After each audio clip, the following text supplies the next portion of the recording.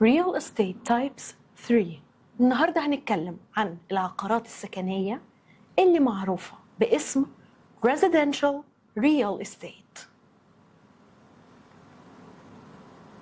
رقم 1 Apartment بالأمريكي وفلات بالبريطاني، ودي الشقة العادية اللي بتكون جوه عمارة سكنية.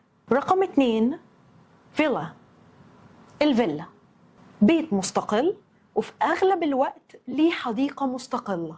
رقم 3 تاون هاوس، ده بيت بيكون متصل بالبيوت اللي جنبه من الحيطة من اتجاه اليمين واتجاه الشمال، وبيكون ليه حديقة أمامية وحديقة خلفية صغيرة. رقم 4 دوبلكس، ده بيكون شقتين فوق بعض مفتوحين على بعض بسلم داخلي، فبتبقى عاملة زي الفيلا لكن جوه عمارة سكنية. رقم 5 بنت هاوس، دي بتكون شقة في الدور الأخير في العمارة السكنية وغالبا ما بيكون معها روف.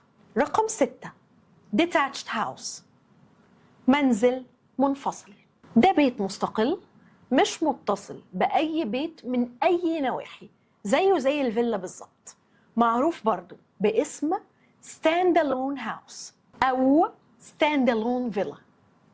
رقم 7 semi detached house، هو بيت متصل بالبيت اللي جنبه من اتجاه واحد بس، وليه برضو حديقة ولكن من 3 جوانب لأن الجانب الرابع متصل بالبيت اللي جنبه، كمان معروف باسم twin house.